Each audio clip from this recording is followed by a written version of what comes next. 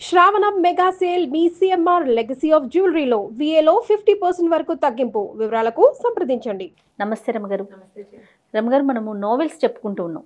మధ్యలో కొంచెం గ్యాప్ వచ్చింది కదా, ఏదైనా మంచి నోవెల్ చెప్తారా? మరి పాత నావెల్ కాదు, ఇవాళ తీసుకున్నది. ఇంచుమించు 90s లో వచ్చింది. ఓకే. దొరసాని. దొరసాని సినిమా కూడా ఉంది రమగారు. ఇది ఇటీవల కాలంలో వచ్చింది కదా. ఆ సినిమాలో ఏమో ఆ అమ్మాయి ఏదో ఒక రాజుగారు అమ్మాయి, ఒక జమీందార్ కూతురు. ఇది అది కాదు. ఓకే. ఒక చక్కటి అందమైన అమ్మాయి కథ. చెప్పండి చెప్పండి. ఈ రైటర్ ఎవరంటే రెంటచింతల మీనా ఆవిడ పేరు. ఈ కథ రాసేసరికి ఆవిడ చిన్నవారే, పెద్ద ఏజ్ ఉన్న ఆవిడేం కాదు. 20-30 మధ్యలో ఉండుంటాయేమో అనుకుంటున్నాను. నిన్నంతా మీరు మాట్లాడుతూ ఉన్నారు, టెక్స్ట్ చేస్తూ ఉన్నారు, ఆవిడేనా? అవును. ఓ సూపర్. నేను ఒక 5-6 రోజుల క్రితం మెసేజ్ పెట్టా, ఈ నావెల్ చెప్పాలనుకుంటున్నాను, మనసులోని మనసు చేసినట్టుగా చేస్తాను అని. అయితే ఆవిడ వారం నుంచి చూడలేదు. నిన్న నేను ఇక్కడ స్టూడియోలో ఉండగానే అన్నారు కదా, చేయండి మీరు ఎలా చేస్తారో నాకు కూడా ఇంట్రెస్టింగ్ గా ఉందని చెప్పారు. అయితే ఈవిడతోటి మాట్లాడడం కుదిరింది అనమాట. ఇది స్వాతిలో సీరియల్ గా వచ్చింది. వస్తే చివరి ఎపిసోడ్ మిస్ అయ్యా నేను. కథ నాకు నచ్చింది. మామూలుగా మనకి ఒక వివాహ బంధం మీద, వైవాహికమైన వ్యవహారం మీద ఒక నమ్మకం ఉంటుంది. ఇష్టం లేకుండా పెళ్లి చేసుకున్న క్రమంగా పెళ్లిలో అడ్జస్ట్ అవుతారు పీపుల్.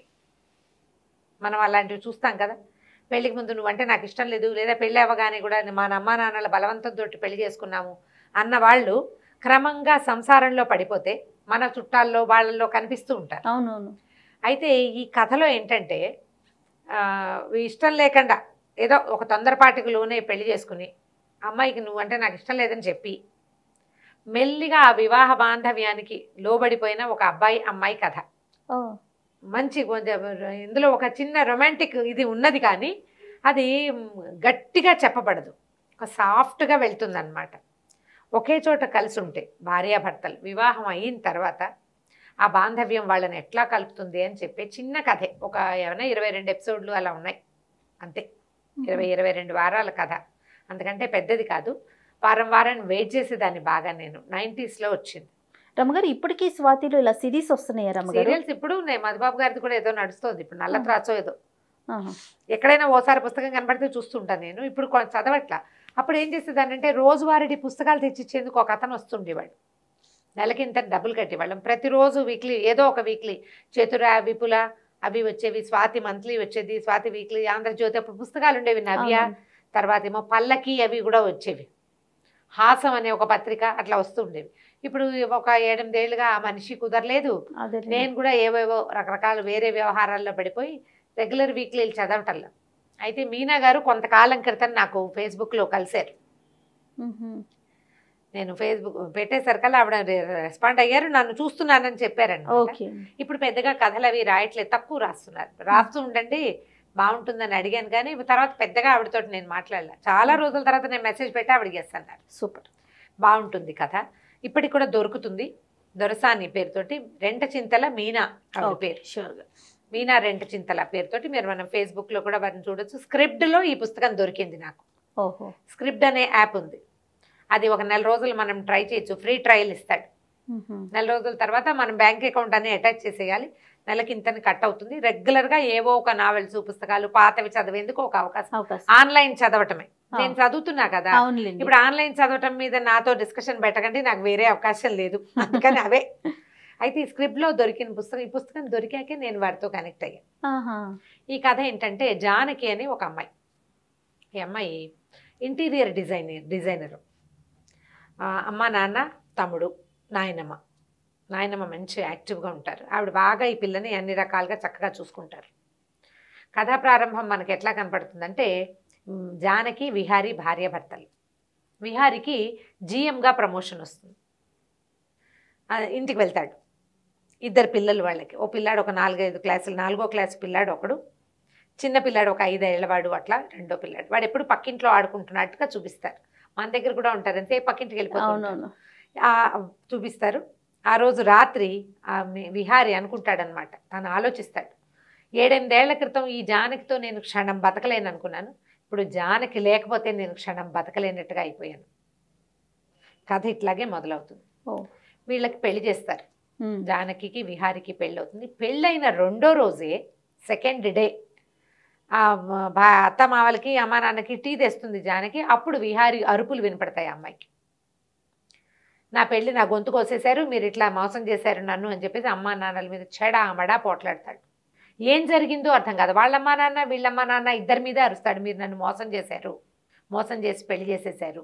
ఆ అమ్మాయి అప్పుడే వచ్చేసరికల్లా అతనికి ఏం చేయాలో అర్థం కాదు. ఈ అమ్మాయిని ఏమంటాడంటే, చీ నీ మొహం నేను చూడను, నువ్వంటే నాకు పరమసహ్యం అంటాడు. పిల్ల బిక్క చచ్చిపోతుంది, ఏం చేయాలో అర్థం కాదు, అసలు ఏం జరిగిందో తెలియదు.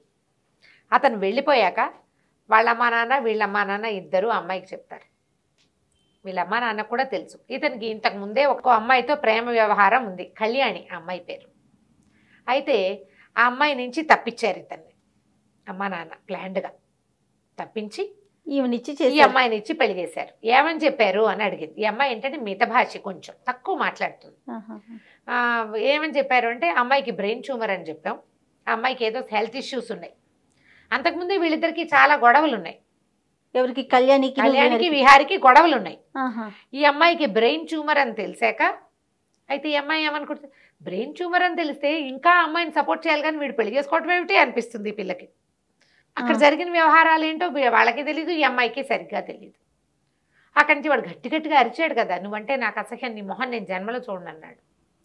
అమ్మాయికి ఏం చేయాలో తెలియదు. వాళ్ళ అమ్మ నాన్న ఏమంటారు, ప్రేమంగా సర్దుకుంటుంది అనుకున్నాము, మెల్లిగా చూద్దాం, నీకు ఇష్టం లేకపోతే డివోర్స్ తీసుకుంది. కానీ ఆ మాట అంటే నిన్న పెళ్ళయింది ఇవాళ డివోర్స్ అంటే అదేదో చేయకుండా ఉండాల్సింది కదా కదా. వీడు ఇట్లా రియాక్ట్ అవుతాడు అనుకోలేదు. పెళ్ళైన రెండో రోజే వాడికి నిజం తెలిసిపోయింది ఆ అబ్బాయికి.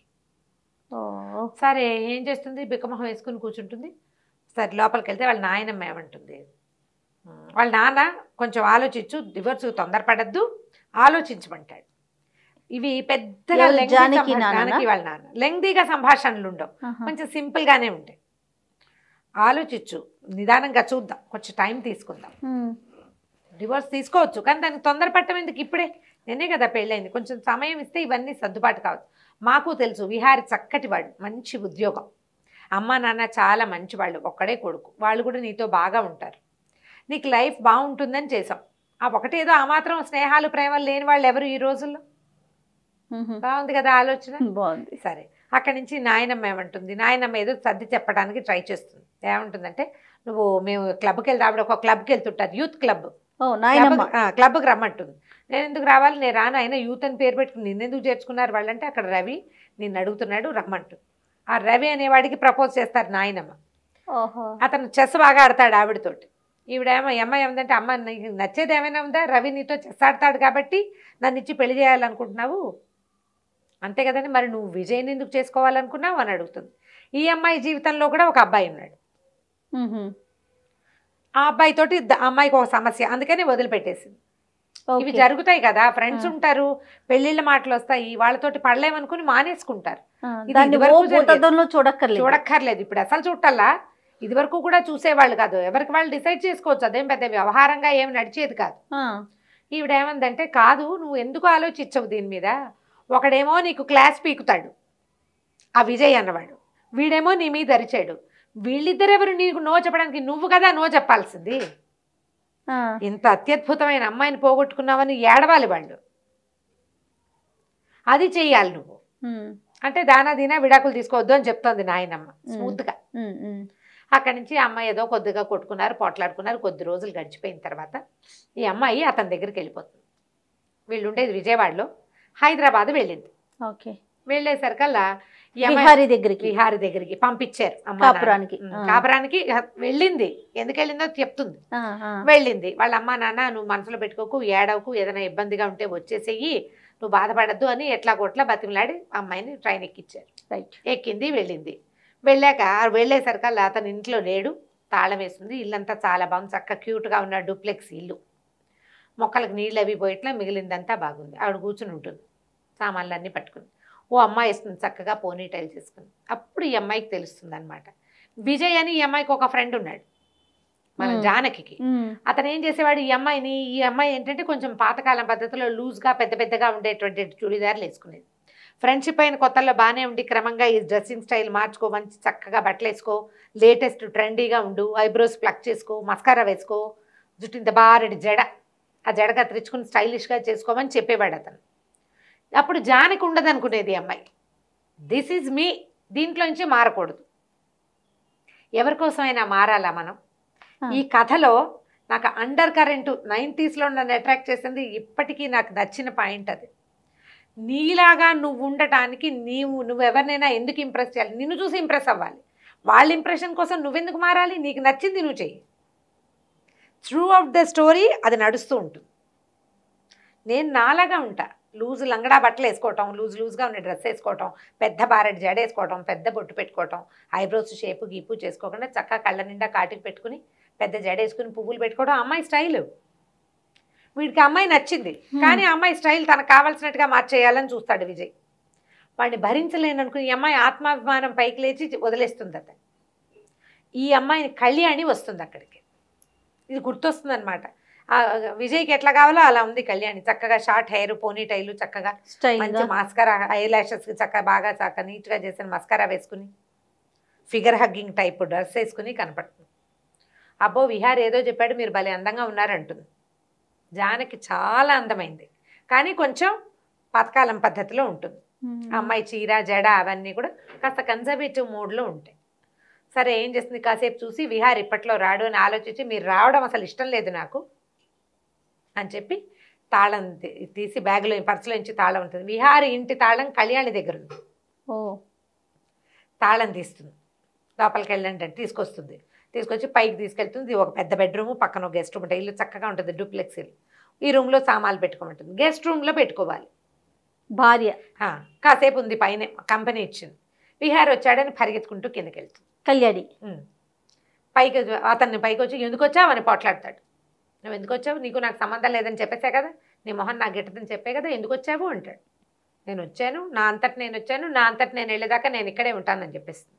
వాళ్ళను, నేను నీ భార్యని, నా పని మీద వచ్చాను, నువ్వు పిలిస్తే రాలా, ఇప్పుడు ఇప్పటిదాకా మీ ఇల్లే, మీదే ఇల్లు, నేను నీతో నా పెళ్ళి సేఫ్గా ఉన్నన్నాళ్ళు ఇది నా ఇల్లు కూడా వెళ్ళంటుంది. అతను కాస్త ఆ కళ్యాణితో కలిసి బండి మీద వెళ్ళిపోతాడు. ఈ అమ్మాయి ఇల్లు వాకిలి కొంచెం చూసుకుని చక్కగా ఇల్లు బాగుంది, అమ్మాయికి శుభ్రాలు బాగా పని చేసుకుంటుంది, ఎంతసేపు పని చేస్తుంది. మొక్కల్లో నీళ్ళు పోసుకోవటం, అన్నీ నీట్గా సర్దటం, అన్నీ దులుపుకోవటం, ఆ గోల్ చాలా ఎక్కువ. స్టార్టింగ్ నుంచి చివరి దాకా చూపిస్తూనే ఉంటారు అది కథలో. అమ్మాయి పని చేస్తుంది అని అంతా చూసుకుంటుంది. తిండికి ఏముందో చూసుకుని ఏదో బ్రెడ్ పెట్టుకుని తింటుంది, పైకి వెళ్ళి పడుకుంటుంది. చీకటి పడ్డాక రాత్రి అయ్యాక అతను వస్తాడు, ఏదో వండుతాడు, కిందకు వచ్చి చూస్తుంది, కంచ పడేస్తాడు తినమని. అమ్మాయి ఉంది కదా మరి, ఏ పెద్దగా తిందు, పడుకుంటుంది. ఒక రోజు గడుస్తుంది, 2 రోజులు గడుస్తాయి. ఈ అమ్మాయి ఎందుకు వచ్చింది, ట్రాన్స్ఫర్ అయిపోయింది. ఈ అమ్మాయి ఏం చేసింది, పెళ్లి కుదిరిపోయింది, పెళ్ళి అయిపోతుంది కదా అని హైదరాబాద్ ట్రాన్స్ఫర్ పెట్టుకుంది. వాళ్ళ కంపెనీ ఇక్కడ ఉంది, అక్కడ బ్రాంచ్లో పనిచేసేది, ఉద్యోగం చేసే అమ్మాయి. మరి అమ్మాయి ఫ్యాషన్ డిజైన్, అదే ఏమంటారు దాన్ని, ఇంటీరియర్ డిజైనర్. ఓకే, ఆర్కిటెక్చర్ చదువు ఉంటుంది బహుశా, డిజైనింగ్ చేస్తుంది ఇళ్ళు. ఇక్కడ బ్రాంచ్లో చేరాలి. ఇంకా సెలవు ఉంది, సెలవు అయ్యాక ఈ లోపల అలవాటు అవుతుంది, కాస్త ఇంట్లో ఉండి అలవాటు చేసుకుని ఆఫీస్కి వెళ్ళాలి. సరే ఇంకేం చేస్తాడు, భార్య వచ్చేసింది. ఈ లోపల ఏమవుతుంది, ఇతను ఒక కెమికల్ కంపెనీలో పనిచేస్తాడు, చాలా మంచి పోస్టులోనే ఉంటాడు. అయితే మేనేజర్ ఆయన ఎండి పిలుస్తాడు, మీ ఆవిడ వచ్చింది కదా, నువ్వు పెళ్ళాన్ని మా ఇంటికి తీసుకురమ్మంటాడు భోజనం. ఆయన రాఘవరత్న ఆయన పేరు. ఆయన భార్య కుమారుడు ఉంటారు, కూతురు కూడా ఉంది, కూతురుని చూపించారు కథలో. భోజనానికి తీసుకురమ్మంటే సరే ఏం చేస్తాడు మరి, ఈ అమ్మాయి పెళ్ళయింది, ఈ అమ్మాయి వచ్చింది, అవన్నీ ఆయనకు తెలుసు. సరే వాళ్ళ ఇంటికి తీసుకెళ్తాడు, అడుగుతాడు రమ్మ వస్తావా అని. సరే చక్కగా తయారవుతుంది. ఆ అమ్మాయి ఉంది, పట్టు చీర కట్టుకోవటం అవన్నీ స్టైల్. నేను ఫ్యాషన్ పరేడ్కి వచ్చినట్టు వస్తున్నావు, అలా కాదంటాడు. మరి ఇప్పుడు చీర మార్చుకోవాలంటే టైం లేదు. వాళ్ళ ఇంటికి తీసుకెళ్తాడు. ఇంటికి తీసుకెళ్లేసరికి అలా వాళ్ళు విపరీతంగా ఇంప్రెస్ అవుతారు. అమ్మాయితోటి ప్రేమలో పడకుండా ఎవరూ ఉండలేరు. అమ్మాయి మనిషి ఎట్లాంటిది, పైగా మృదు భాషి, తక్కువ మాట్లాడుతుంది, ప్రశ్నకి చక్కగా సమాధానం చెప్తుంది, నిదానంగా ఆన్సర్ చేస్తుంది, అందంగా ఉంటుంది. నువ్వు పెద్ద పెద్ద కళ్ళు, కళ్ళ నిండా కాటుక, చక్కటి ముఖం, చక్కగా జడ, మంచి పట్టు చీర, కుదురుగా కుందర బొమ్మలా ఉంటే ఎవరికైనా నచ్చుతుంది కదా, గీసి పెట్టిన బొమ్మలాగా ఉంటుంది. వీళ్ళకు ఒక అబ్బాయి ఉంటాడు, ఆ రాఘవరత్నకి, గౌతమ్. ఆ అబ్బాయి కళ్ళు అంటుకుపోతాయి ఈ అమ్మాయి మీద. వీళ్ళకి తెలుసు కళ్యాణితో వీడి లవ్ స్టోరీ, 2 ఏళ్ల పాటు వాళ్ళు కలిసి తిరిగింది. కళ్యాణ్ని వదిలేసి ఈ అబ్బాయి, ఈ విహారీ జానకిని పెళ్లి చేసుకున్నది వాళ్ళకి తెలుసు. ఆ జానకి పేరు వాళ్ళకి చాలా నచ్చుతుంది. పైగా అమ్మాయి ఇంట్లో ఉన్న సామాన్లు అన్ని పక్కగా ఏవేవి ఎక్కడైనా ఉన్నాయి అంటే డిజైనర్ కదా అప్పుడు అతను చెప్తాడు ఈ అమ్మాయి డిజైనర్ అనేసరికి వాళ్ళకి ఇంకా ఇంత నిదానంగా కన్జర్వేటివ్గా ఉన్న అమ్మాయి ఫ్యాషన్ డిజైనర్ అనుకోండి ఇంటీరియర్ డిజైనర్ అంటే వాళ్ళు ఇంకా స్టైలిష్గా ఉండాలి కన్జర్వేటివ్గా ఉన్న అమ్మాయి అమ్మాయి చేసే వర్క్ ఇవి రెండు వాళ్ళని ఆకర్షిస్తాయి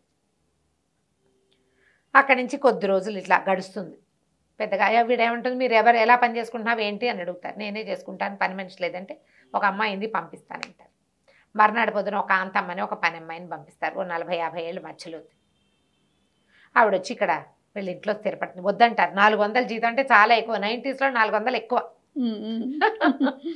మా 90s లో మేము కూడా మా పని మనిషికి 100 రూపాయలు ఇచ్చేవాళ్ళం 100 చాలా ఎక్కువ 80 అసలు అప్పుడు 80 రూపాయలు మాత్రమే 100 రూపాయల పని మనిషి కూడా ఉండేది మనకి ఇది వరకు 100 రూపాయలు పని అంతే అంతే ఈఎస్ఐ నుంచి లోపల రావడానికి 2 రూపీస్ ఇచ్చేవాళ్ళం జయ ఆటోకి 2 రూపాయలు ఆటో షేర్ ఆటోలు నార్మల్ ఆటోలా షేర్ ఆటోనే మా ఈఎస్ఐలో ఎక్కితే మా ఇంటి దగ్గర మా ఏజ్ కాలనీ ఎక్కి దింపడానికి 2 రూపీస్ సూపర్ సరే వద్దంటారు కానీ అమ్మాయిని ఉంచుకుంటారు ఈ లోపల ఏమైంది పిలిచారు కదా వీళ్ళ ఇంటికి పిలిచి నిన్ను మేనేజర్ని చేస్తున్నాము తర్వాత ఏమో నీకు కారు ఇస్తాము అని చెప్పాడు రాఘవరత్న ఈ అమ్మాయి జానకి విహారీ వాళ్ళ ఎండి కదా ఓకే ఓకే కారు వచ్చింది పని మేనేజర్ పోస్ట్ వచ్చింది పని మనిషి వచ్చింది ఓహో ఏమంటుంది ఇప్పుడు పని మనిషిని వద్దన్నాం అనుకో బాగుండదు కదా మీ ఓనర్ పంపించింది కారు ఎండి పంపించింది పని మనిషి కదా అని పని అమ్మాయిని ఉంచుకుంటాను నేను రేపొద్దున వెళ్ళిపోతా అప్పుడు నీకు ఇంట్లో ఉంటుంది తోడు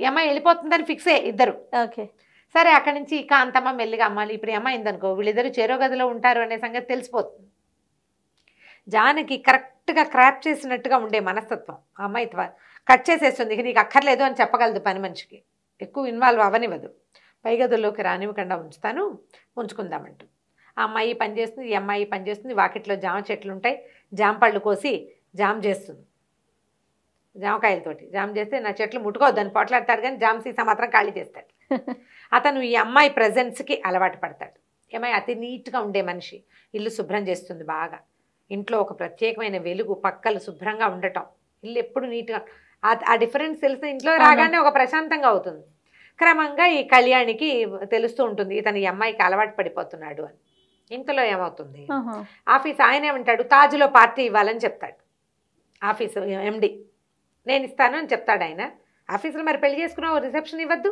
చచ్చినట్టు ఇతను తనే పార్టీ ఇవ్వడానికి ఒప్పుకుంటాడు రాఘవరత్న వాళ్ళకి నా భార్య అని క్యాజువల్గా చెప్తాడు ఈ జానకి మొదటి రోజు నుంచి భర్తతో ప్రేమలో పడుతుంది తను ఒక హ్యాండ్సమ్గా ఉండే మంచి అబ్బాయి పోట్లాటకోరు కాస్త గయ్యమంటాడు ఎవరో అమ్మాయితో ప్రేమలో ఉన్నాడు కానీ వీడు నా మొగుడు అనే ఒక ఫీల్ ఉంటుంది కదా ఇతను నా సొంతం అనే భావన పెళ్ళి అది ఆ ఫీలింగ్తో ఎంతసేపు అతని మీద ఒక ఆకర్షణ ఉంటుంది అమ్మాయికి చాలా ఆకర్షణ ఉంటుంది భర్త మీద కథ అంతా జానకి మీద నడుస్తుంది జానకి ఆకర్షణ ఉన్నట్టు చూపిస్తారు విహారికి చివర్లో అతను ఏ పాయింట్ల వల్ల ఈ అమ్మాయికి అట్రాక్ట్ అయ్యాడు అనేది అక్కడో వాక్యమే కనపడుతుంది కానీ అతని మీద ఆవిష్కరింపబడదు అమ్మాయి వైపు నుంచి రాసిన కథ అనమాట ఓకే చదివితే భలే ఇంట్రెస్టింగ్గా సరదాగా ఉంటుంది ఎవరో మన పక్కింట్లో ఒక కథని మనం చూసిన భావన కలిగిస్తారు మీనా బాగా రాస్తారు అక్కడి నుంచి ఏమవుతుంది రిసెప్షన్ పార్టీ ఇస్తారు జనాలంతా చేరతారు ఆఫీస్ వాళ్ళందరికీ కూడా ఈ అమ్మాయి నచ్చుతుంది ఇప్పుడు ఆఫీసులో ప్రతి వాళ్ళకి కూడా ఈ నా భార్య అని చెప్పాలా ఒక క్యాజువల్గా ఆ భార్య అన్నప్పుడల్లా ఈ అమ్మాయికి ఒక సంతోషం వస్తుంది లోపల నుంచి అతను క్యాజువల్గా ఒక సాధారణ పదంగా చెప్పగలుగుతాడు పార్టీ ఇచ్చాడని పోట్లాడుతుంది కళ్యాణి నువ్వు పెళ్ళామని అందరికీ చెప్తావా ఈ అమ్మాయిని ఇంట్లో ఉంచుకోవటం కాకుండా మీ ఎండి ఇంటికి తీసుకెళ్ళావు ఆఫీస్ పార్టీ ఏం చేస్తాడు మేనేజర్గా ప్రమోషన్ వచ్చింది కారు ఇచ్చారు కారుకు ఒక డ్రైవర్ని ఇచ్చారు ఆ అమ్మాయి ఆఫీస్లో చేరుతుంది పెళ్ళయిందని చెప్తుంది కానీ భర్తను వాళ్ళకి చూపించదు ఇతను వాళ్ళ ఆఫీస్కి రాడు అతను కారు వాడుకోదు నేను బస్సులోనే వెళ్తానంటుంది మెల్లిగా రోజులు గడిస్తే ఓ రోజు వాళ్ళ అమ్మా నాన్న వస్తారు 2 రోజులు ఉంటారు అమ్మా నాన్న వస్తే మనం విడివిడిగా ఉంటున్నామనే విషయం తెలిసిపోతుంది ఇప్పట్లో చెప్పకూడదు వాళ్ళకి మెల్లిగా ఈ అమ్మాయి బెడ్ అతని రూమ్లోకి షిఫ్ట్ అవుతుంది ఆ 2 డేస్ ఒక చిన్న క్లోజ్నెస్ వస్తుంది వాడు అతనికి తను క్లోజ్ అవుతున్నాడని తెలిసి ఏదైనా ఒక చిన్న తేడా రాగానే వెంటనే బిగిసిపోతూ ఉంటాడు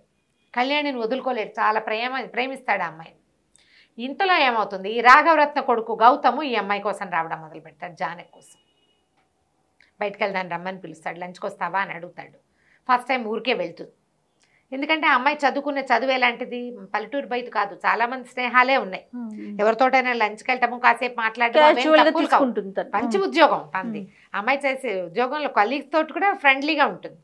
వెళ్తే అతను ఓపెన్గానే చెప్తాడు, ఎలాగో కళ్యాణి ఉంది, అతను నిన్ను వదిలిపెట్టేస్తాడు, డివోర్స్ తీసుకుని నన్ను పెళ్లి చేసుకోవాలి, నేను డివోర్స్ తీసుకున్నా నిన్ను చేసుకోను అంటుంది. ఆ అమ్మాయిని ఇది అడిగి మళ్ళీ కలుసుకోవడానికి ఒప్పిస్తాడు. ఈ అమ్మాయికి నో చెప్పే అవకాశం ఇవ్వడు, నో చెప్పే అవకాశం అసలు ఇవ్వకుండా బాగా కబుర్లు చెప్తాడు, బాగా మాట్లాడిస్తాడు. ఈ అమ్మాయి మృదువుగా స్వీట్గా మాట్లాడే అమ్మాయి. ఇక వారం కలవటం మొదలు పెడతారు. కళ్యాణి విహారీ కలుస్తూ ఉంటారు, గౌతము జానకి కూడా కలుస్తూ ఉంటారు. కొద్ది రోజులకి ఇతనికి విహారీకి తెలుస్తుంది జానకి గౌతమ్ తోటి బాగా తిరుగుతోంది బయటికి. కానీ ఈ అమ్మాయి ఎప్పుడూ అతనికి చనువివ్వదు. అతను ఆ ప్రశ్నని మళ్ళీ దొహరాయించడు. తనని ఆ అమ్మాయికి అలవాటు చేయాలని చూస్తాడు. ఈ ఏమవుతుంది, కళ్యాణి ఒక 2 రోజులు ఎక్కడికో తీసుకెళ్తుంది విహారీ బయటకు వెళ్ళిపోతారు, ఎక్కడికో వెళ్తారు. ఒక్కోసారి అతను లేటుగా వస్తాడు, రాత్రి పడుకుంటుంది, అతను పొద్దున్న లేవడు. ఈ అమ్మాయి ఆఫీస్కి వెళ్ళిపోతుంది, అతను ఇంట్లో లేడు ఊళ్ళో లేడు అనే విషయం అమ్మాయికి అర్థం కాదు. వీళ్ళిద్దరికి సంబంధ బాంధవ్యాలు ఏం లేవు, ఒకళ్ళ కోసం ఒకళ్ళు చూడటల్లా, అసలు చూస్తూ ఉంటారు, అండర్ కరెంట్ నడుస్తూ ఉంటుంది, ఓపెన్గా ఏం చెయ్యరు వాళ్ళు. ఊరెళ్ళేసరికి కదా ఊరెళ్ళి మీ ఆయన కళ్యాణిని తీసుకుని ట్రిప్కి వెళ్ళాడని చెప్తాడు గౌతమే. నువ్వు వాడి కోసం చూడక్కర్లేదు, వివాహ బంధానికి విలువేం లేదు, నువ్వు డివోర్స్ తీసుకో, నన్ను పెళ్లి చేసుకో. ఇదే నడుస్తూ ఉంటుంది. అమ్మాయి ఆఫీస్కి వెళ్తుంది, వీడు ఆఫీస్కి వెళ్తాడు. అట్లా ఏమేం చేస్తున్నారు, ఎట్లా వీళ్ళు ఒకళ్ళకి దగ్గర అయ్యారు అనేది ఒక్కొక్క వాక్యంలో మాత్రమే తెలియజేస్తారు కథలో. ఒకరోజు ఈ రాఘవరత్నం మళ్ళీ ఏం చేస్తారు, మా ఇంటికి రా అని పిలుస్తారు. ఈ అమ్మాయిని ఒక్కదాన్నే, విహారి లేడు నువ్వు రా అంటారు. వెళ్తుంది వాళ్ళ ఇంట్లో లంచ్కి. వాళ్ళు అదేదో పండగలాగా ఫీల్ అయ్యి చాలా బాగా ఉంటారు. ఈ గౌతము అమ్మాయి వెనకాలే ఉండే, అమ్మాయికి లైన్ వేస్తున్నాడు అనమాట. లైన్ వేయటమే కొంచెం హుందాగా చేస్తాడు, చిల్లరగా కాదు. వీడికి నో చెప్పాలి అనుకుంటుంది కానీ అసలు అతను ఆ వాక్యాలు రానివ్వకుండా ఫ్రెండ్షిప్ చేస్తాడు, స్నేహంగా ఉంటారు. అక్కడికి ఇక్కడికి తీసుకెళ్తాడు, లంచ్కి డిన్నర్కి, బాగానే ఉంది. కొద్ది రోజులు, ఇంకా కొన్ని రోజులు గడుస్తాయి, నెలలు గడిచినాయి అనమాట. ఈ అమ్మాయి ట్రాన్స్ఫర్ తీసుకుని వెళ్ళాలి, కానీ వీడిని వదిలిపెట్టి వెళ్దామని ఉండదు. ఆ విహారిని వదలలేకుండా ఉంటుంది. అది గట్టిగా చూపించరు.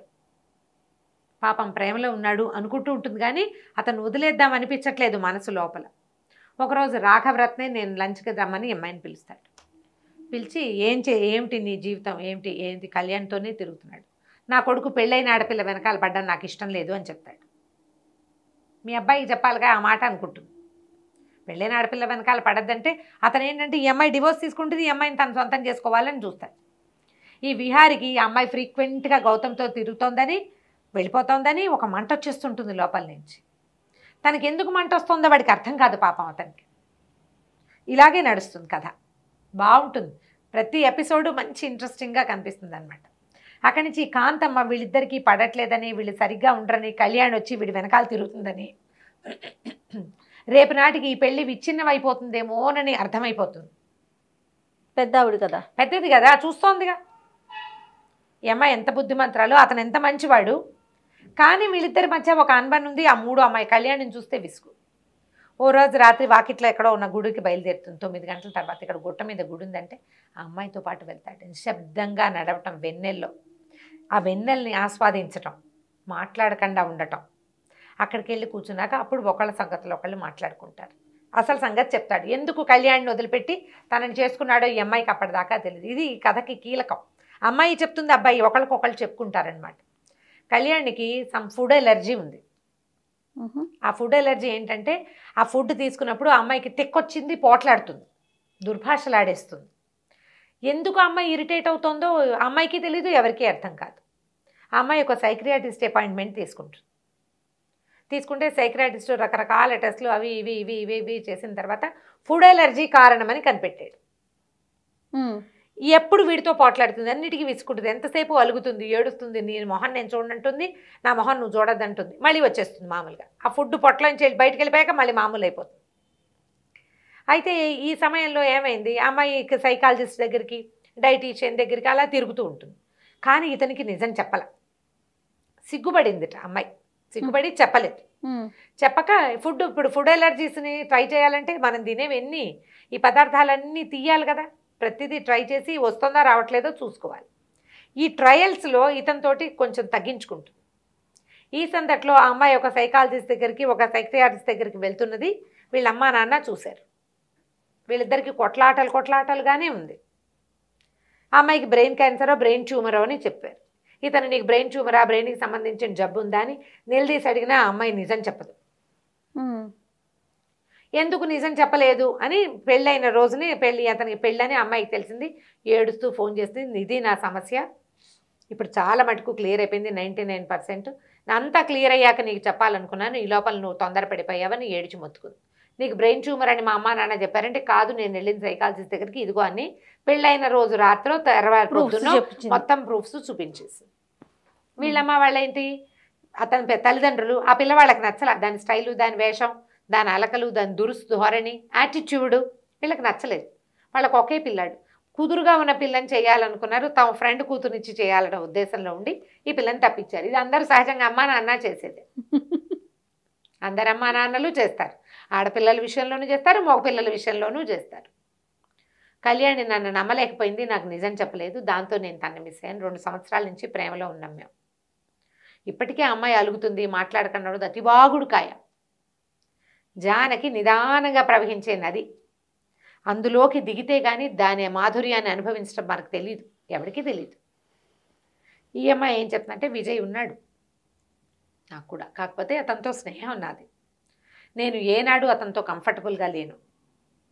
చాలాసార్లు నన్ను ప్రపోజ్ చేసినా నేను నన్ను ముట్టుకొని ఇవ్వలే. నాకు అలవాట్లేని వ్యక్తులు, అసలు కొత్త వాళ్ళు నన్ను ముట్టుకుంటారు, వాళ్ళు నన్ను టచ్ చేస్తారన్న భావనే నాకు కంఫర్టబుల్గా ఉండదు. ఒక్కొక్కళ్ళకి చిన్నతనాల్లో అలాంటివి ఏర్పడతాయి.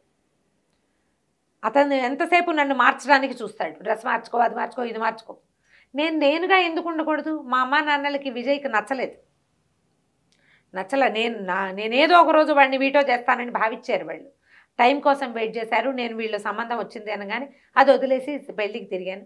నీతో పెళ్ళైతే ఈకు ఇలా వచ్చింది అని చెప్తుంది. ఒకళ్ళతో ఒకళ్ళు చెప్పుకున్నాక వాళ్ళకి అర్థమవుతుంది. ఈ అమ్మాయి అలగదు, పోట్లాడదు, ఏదైనా విషయం ఉంటే క్లియర్గా చెప్తుంది. అతను ఆ అమ్మాయి ఎలా ఉందో అలా తీసుకుంటాడు, కానీ అమ్మాయిని మార్చాలని చూడు. తన పద్ధతి అది. క్లీన్గా ఉంటుంది, నీట్గా పని చేసుకుంటుంది, ఎప్పుడూ పని చేసుకుంటుంది, తన పని తను చేసుకుంటుంది, తన డ్రెస్సింగ్ తనది, అవి బాగుంటాయి. మొట్టమొదటి రోజున తను నల్లటి పట్టుచీర కట్టుకుని రాఘవరత్న ఇంటికి వెళ్ళడానికి రోజున తను చూసి స్టన్ అయిపోయాడని తెలుస్తుంది అమ్మాయికి. Fraction of seconds. ఎంత స్టన్నింగ్గా ఉన్నా అతనికి అలవాటైన అమ్మాయి ఉంది కదా, సరే మళ్ళీ కొంచెం సర్దుకుంటారు. ఈ లోపల ఈ గుళ్ళో నుంచి తిరిగి వచ్చేసరికల్లా మర్నాడు రేపు మళ్ళీ పగటిపూట వెళ్దామని చెప్తాడు గుడికి. పగలు గుడికి బయలుదేరేసరికి కళ్యాణ్ వచ్చేస్తాం. అమ్మాయికి కొంచెం కొంచెంగా తెలుస్తుంది. ఎంతసేపు జానకి జపం చేస్తున్నాడు. జానకి అది చేస్తుంది, జానకి ఇది చేస్తుంది, జానకి అలా చేస్తుంది, జానకి ఇలా చేస్తుంది. నువ్వు జపం చేస్తున్నావు అని చెప్తుంది. ఎక్కడికో వెళ్ళడానికి తాళాలు తీసుకుంటాను రమ్మంటుంది. ఇతనికి వెళ్ళటం ఇష్టం లేదు. రోజులు ఇట్లా తాపీగా గడుస్తాయి. ఒకరోజు గౌతమ్ని అవాయిడ్ చేయటం మొదలుపెడుతుంది. ఈ రాఘవరత్న చెప్పాడుగా, పెళ్ళైన పిల్లతో మా అబ్బాయి తిరగడం ఇష్టం లేదని ఇతన్ని అవాయిడ్ చేయడానికి ట్రై చేస్తుంది. జానకి రానంటుంది. రాననేసరికల్లా వాడు పోట్లాడేస్తాడు. వచ్చేతను పోట్లాడితే అమ్మాయి ఏమంటుంది, ఎందుకు మన ఫ్రెండ్షిప్ని పాడు చేస్తావు, నువ్వు నేను ఫ్రెండ్లీగా ఉన్నావు, దీనికి చివరి మార్గం ఏమిటి, మన ఇద్దరం పెళ్లి చేసుకోవటమేనా, స్నేహానికి పరాకాష్ట పిచ్చేనా, స్నేహంగా ఉండకూడదా మనం, దాన్ని పాడు చేయొద్దు, మన ఇద్దరం ఫ్రెండ్లీగా ఉన్నాం, ఫ్రెండ్లీగా ఉంచు, అంతేగాని పెళ్ళి కాదు, నేను నిన్ను పెళ్లి చేసుకుంటానని ఒక్కసారి కూడా నీకు చెప్పలేదు, నువ్వు నన్ను పిచ్చివాడిని చేస్తావు, అలా చేసావు, ఇలా చేసావు అని తిట్టిపోస్తాడు, చాలా గొడవ చేస్తాడు. ఏ గొడవకి అమ్మాయి సమాధానం చెప్పదు. ఒకవేళ విహారికి విడాకులు ఇచ్చిన నిన్ను నేను చేసుకోను అని చెప్పు, నేను పెళ్లి చేసుకోను, అసలు నాకు ఆ ఉద్దేశం లేదు, ఇస్తానా ఇవ్వనా అనేది నా స్వవిషయం, నీకేం తెలుసు, విహారి తిరుగుతున్నాడు, విహారి తిరిగినా సరే నేను విడాకులు తీసుకుంటానో తీసుకోనో కూడా నా స్వవిషయం, అందులో నీకు సంబంధం లేదు, నువ్వు నన్ను పిచ్చివాడిని చేసావు, నీ వెనకాల తిప్పుకున్నావు, వాడికి కుళ్ళు తెప్పించడానికి నువ్వు నాతో తిరిగేవంటాడు. అలాగే అంటారు కదా, వాడు అమ్మాయితో తిరుగుతున్నాడని వాడికి శాస్తి చేయడానికి నువ్వు నన్ను వాడుకున్నావు అంటాడు. నేను నిన్ను వాడుకోవాలా, కేవలం ఫ్రెండ్షిప్పే చేశాను నీతో, కాదు కూడదు, ఇది కొంత డిస్కషన్ అవుతుంది. ఈ కళ్యాణిని వదిలించేసుకోవాలనుకుంటాడు. ఇద్దరు కలిసి, ఆ అమ్మాయి ఏమో తన ఆఫీసర్తో లంచ్కి వెళ్తుంది, కళ్యాణి వీడు ఇద్దరు వస్తారు, ఇంకొక బల్ల మీద కూర్చుంటారు. ఎంతసేపు ఆ అమ్మాయిని చూస్తుంటాడు. కళ్యాణితో కూర్చొని జానకి మీదే ఉంటుంది అతని దృష్టి. గంధపు చెక్కలాగా కనపడుతూ ఉంటుంది మనిషి, అందంగా ఉంటుంది. ఆ కళ్ళు తిరగవు ఆమె మీద నుంచి, అలవాటైపోతుంది అనమాట అట్లా. తర్వాత అతను నన్ను ఎందుకు పిలవలేదు అంటే ఈ అమ్మాయి కూడా నన్ను చూస్తోంది అనమాట. నాకు ఎట్లాంటి అట్రాక్షన్ ఈ అమ్మాయి మీద ఉందో అమ్మాయి కూడా అదే ఉంది అని అతనికి అర్థమవుతుంది. అయితే నేను ఊరు వెళ్తాను, నాకు టికెట్ బుక్ చేయమని చెప్తుంది. ఏమంటే కాదు, ఊరు వెళ్ళటానికి 2 రోజులు ఆగి బుక్ చేస్తానని చెప్తాడు. 2 రోజులు టైం ఎందుకు తీసుకున్నాడు, అమ్మాయి కూడా అర్థమవుతుంటుంది ఇది లా ఆఫ్ అట్రాక్షన్ అంతే. ఆ కథలో ఉన్న అండర్ కరెంట్ ఏంటంటే ఒక చోట ఉండటం కనుక మొదలు పెడితే, ఒకళ్ళ పద్ధతులు ఒకళ్ళని ఇంప్రెస్ చేయటం కనుక మొదలు పెడితే ఆటోమేటిక్గా మిగిలినవన్నీ అట్రాక్షన్స్ అన్నీ పోతాయి. ఈ కలిసి ఉండటం సహజీవనం ఉంది చూసావా, ఇది మనుషుల్ని దగ్గరికి లాగుతుంది. ఇందులో ఇంటిమసీ లేదు, క్లోజ్నెస్ లేదు, ఎవరి జీవితం వాళ్ళది, కానీ వాళ్ళిద్దరూ కలిసి ఉంటారు. ఒక అలవాటు అవుతుంది. మనం ఇలాంటి కథలు కొన్ని చూస్తూ ఉంటాం. అలవాటు తెలుస్తుంది, ఒకళ్ళనొకళ్ళు బాగా తెలుసుకోగలుగుతారు. నాకు కావాల్సింది ఇక్కడే ఉంది అని అర్థమవుతుంది. సరే కళ్యాణికి చెప్పేస్తాడు, నేను జానకిని వదిలిపెట్టి ఉండలేను, ఆమె నన్ను విపరీతంగా ఇంప్రెస్ చేసేసింది, కాబట్టి వెరీ సారీ, నేను నిన్ను పెళ్లి చేసుకోలేను. వాళ్ళ అమ్మా నాన్న కూడా వస్తారు, కళ్యాణి వాళ్ళ అమ్మా నాన్న వస్తారు. వాళ్ళు పెళ్ళి పెళ్ళి పెళ్ళి అంటారు. నీకు పెళ్ళయిందని మా అమ్మా నాన్నకి చెప్పద్దు అని గట్టిగా చెప్తుంది.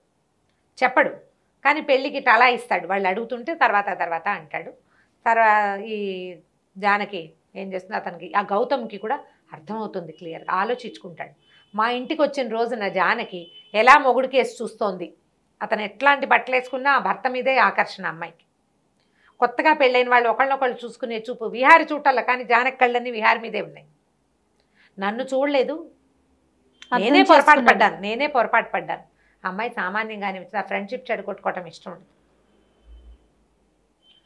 ఇతన్ని అడుగుతాడు విహారికి, కొన్ని వాళ్ళిద్దరికి చిన్న సంభాషణ ఉంటుంది.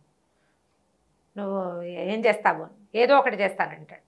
జానకిని బాధ మాత్రం పెట్టద్దు, బాధ పెట్టకు, అలాంటి వాళ్ళు దొరకరు. ఆమె నీ సొంతమైతే నీ అంత లక్కీ ఫెయిల్ ఇంకెవడు ఉండడని చెప్తాడు. వీడికి అర్థమవుతుంది ఈ అమ్మాయి ఇతన్ని రిజెక్ట్ చేసేసింది. పువ్వులు పంపిస్తాడు, క్షమాపణతో జానకి గారికి అని పంపిస్తాడు. ఎందుకు క్షమాపణలు అని అడుగుతాడనమాట విహారి. అడిగితే పెళ్ళి రిజెక్ట్ చేశాను, నేను అతన్ని చేసుకునే ఉద్దేశంతో ఇతనికి ఉత్సాహం వస్తుంది. ఈ అమ్మాయికి అతని మీద ఏ ఆసక్తి లేదు, తన మీదే ఉంది అని అర్థమవుతుంది. ఆ రోజు రాత్రి పరిగెత్తుకుంటూ ఇంటికి వస్తాడు. ఈ అమ్మాయికి ఆ ఇంట్లో ఉన్న కొన్ని ప్లేసులు అవి ఇష్టం, పారిజాత పువ్వులు రాలుతుంటాయి అని, మొక్కలు అవి ఇష్టపడే అమ్మాయి కదా. వాళ్ళిద్దరూ ఒకటైపోతారు. ఆ తర్వాత హాయిగా ఉంటారు. కళ్యాణి పెళ్లి చేసుకుంటుంది. ఆ కళ్యాణి పెళ్లి చేసుకుంది అనే మాట కథ మొదట్లోనే. కళ్యాణి వచ్చింది, నువ్వు అవాయిడ్ చేస్తున్నావని అంటోంది, మీరు అంటుంది, అవాయిడ్ చేస్తున్నాడని అంటోంది. వాళ్ళ ఆయన వాళ్ళని సంటిగాడి పుట్టినరోజుకి పిలుద్దామా అంటుంది. వాళ్ళతో ఫ్రెండ్షిప్ మెయింటైన్ చేస్తున్నారు వీళ్ళు హెల్దీగా. గౌతమ్ తోటి ఫ్రెండ్షిప్ మెయింటైన్ చేస్తారు హెల్దీగా. ఇవి ఫిజికల్ అట్రాక్షన్స్ తాత్కాలికమైనవి, మానసికమైన అట్రాక్షనే ఎక్కువ కాలం బతుకుతుంది. దీంతో కథ ఎండ్ చేసేస్తారు. ఎంత హాయిగా రొమాంటిక్గా సాగుతుంది, ఎక్కడా రొమాన్స్ కనపడదు మనకి. అండర్ కరెంట్ ఇది కనిపిస్తుంది. అమ్మాయిలు తమ ఆత్మాభిమానాన్ని కాపాడుకోవటం, పెళ్లి చేసుకునేటప్పుడు ఏవి తీసుకోవాలి, అసలు పెళ్ళికి కావాల్సింది ఏంటి అనే పాయింట్ మీదే స్టోరీ నడుస్తుంది. మీనా రెంట చింతల ఆవిడ రాసిన దోసాని.